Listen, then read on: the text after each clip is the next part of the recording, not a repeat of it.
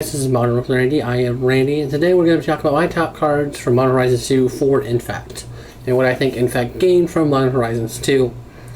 So without further ado, let's start with white. We have Prismatic Ending. Obviously, any deck that's running white right now is running this card. It is perfect. It deals with so many different problematic permanents. Basically, if it's an artifact, creature, enchantment, planeswalker, it's going to deal with them if it's 4 or less or most of the time.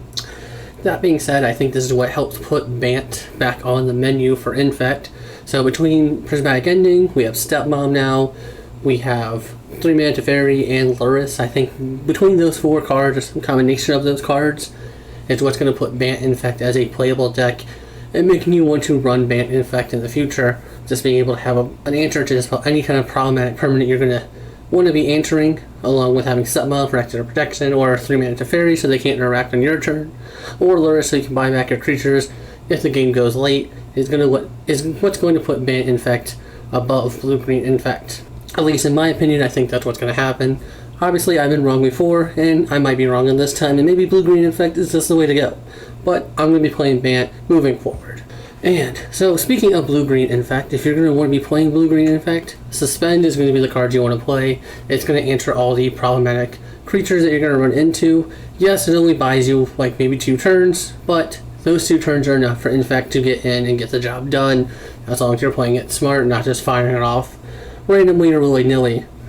So, best case scenario, you're answering like Plague Engineer so you can attack in. Worst case, maybe you're just removing a bird for 2 turns, so that way you can get your Inkmoth Nexus in there for the win.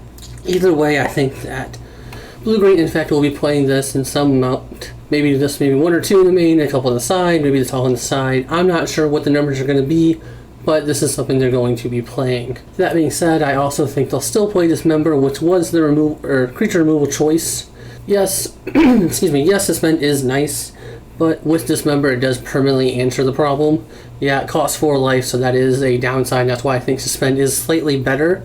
Just being able to answer a creature permanently, or semi-permanently with Suspend and not lose 4 life is a huge deal, especially in those creature race matchups, or just anytime you're just like trying to buy a couple turns to get the job done.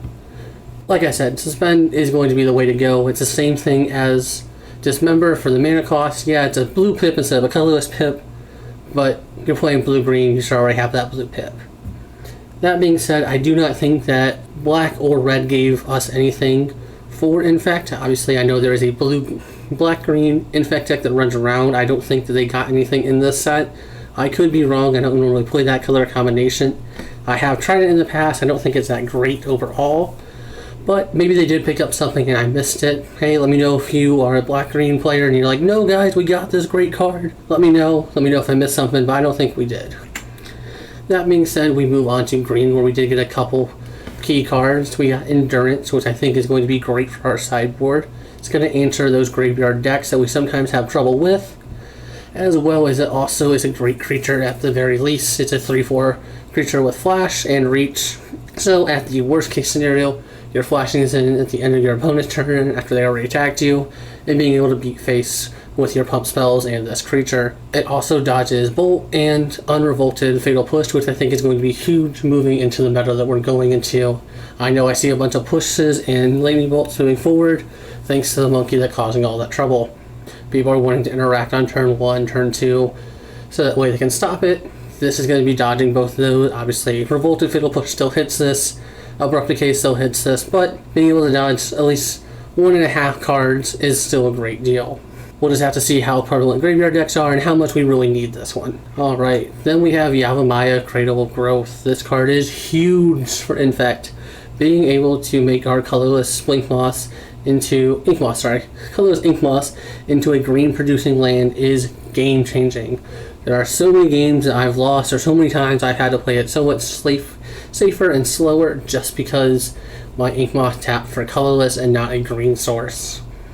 This is going to be a game changer for Infect. Obviously, a lot of other decks are going to be picking this card up as well, but I think Infect really gained a lot with this card. Not to mention, if you watched my last video in my league, I had Yavimaya out. It saved me, or helped me, be able to attack safely because I knew I had a green pip left over to either protect or push more damage, whatever I needed to do. And it was huge. Just being able to have those colorless lands be a green land makes them real lands in Infect.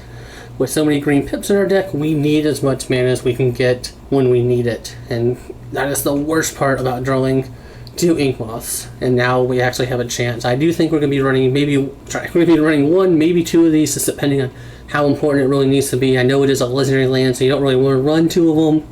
But hey, we've ran 2 Pendlehavens in the past, and we suffer with those consequences. So I think this will be a great as a 1 of, maybe a 2 of. But it is a huge game for us. And then, of course, the biggest thing that Infect got in Noble Hierarch. This is huge for us. We got another 4 Nobles that we can play in the main deck.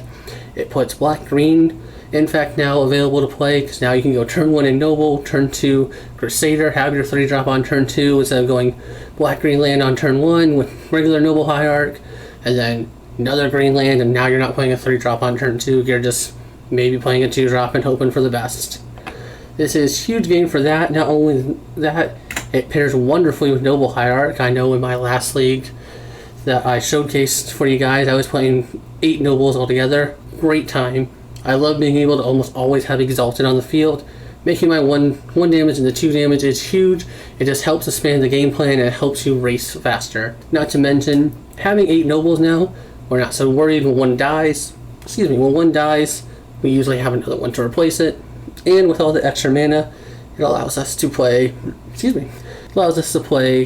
Luris from the sideboard now, because we have extra mana. We're not just skipping on mana, maybe have 1 or 2 mana on the field. Usually we're going to have 3 or 4 mana. We can justify getting Luris into our hand and then playing Luris and rebuying our creatures. Like I said, this is a big gain for Infect. I know Goblins is picking it up. They think it's huge, and the 18 different Jund variants now, some of them are picking it up. Whatever anyone says, Infect was the gain here. They gained it so well. It is perfect for us. This is what we've been wanting. We didn't really think we needed another Noble some of the times, but this is what we want. I do think that bare minimum we're going to be playing 6 Nobles moving forward. I think that 8 Nobles is the correct number. Obviously, maybe I'm wrong. Maybe 6 is the correct number, but I think 8 is perfect. It was great to have 8 in my deck the last league I played. Always having a Noble basically just feels amazing.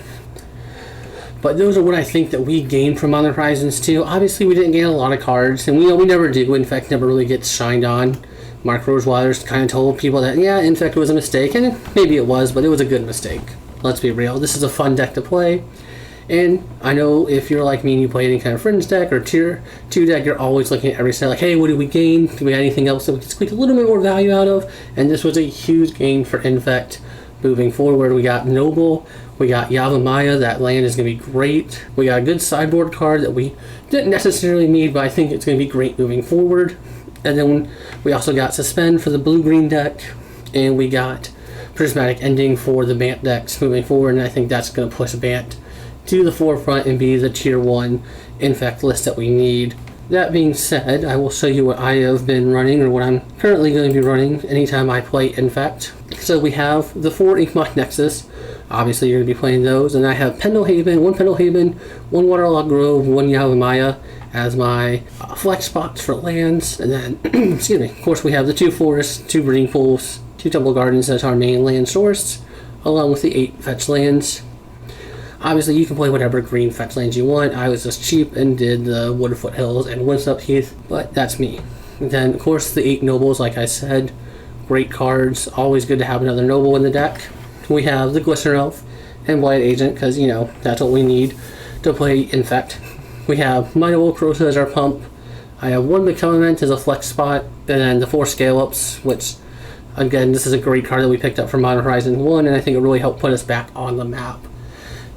Then we have, of course, the 2 Prismatic Endings, 2 Distortion Strikes to make sure we can get through. Then I have Blossoming Defense, Vines of Vassalwood, and Snakeskin Veil as my protection / pump spells for my deck. I really have been enjoying Snakeskin Veil. Being able to put a counter on it, yeah, I know it stops Pendlehaven, but being able to have attack for 2 or 3 damage a turn with the Exalted and plus the counters has been so good. And then sideboard, obviously this is going to be changing as the meta changes. But right now I have 2 Sony Silence, 2 Force of Vigor just for those artifact decks. Sony Silence has just been shutting them down on turn 2.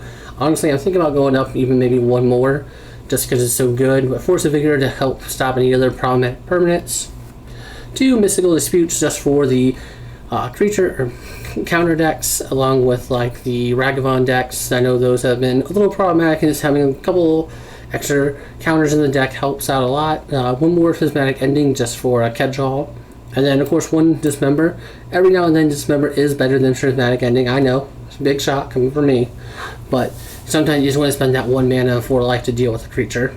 And then we have Spellskite and Veil of Summer for our extra protection, basically against the discard decks and the decks that are wanting to answer that Ragavan on turn 1, turn 2. They want to have those answers. We need the extra protection. And who doesn't love the Veil of Summer when they go to Thoughtseize? It's a great feeling. Like I said, I got the 2 Endurance there for the graveyard decks. This card has been pretty good so far. I haven't brought it in a whole bunch, but has been good overall. And then Lurrus as my companion, because come on, we might as well play the best card in Modern, right? But that is what I'm going to be running and what I think we gained from Modern Horizons 2. If you like the video, or if you enjoyed the video or have any questions, leave a comment, like, subscribe, but I will see you guys next time.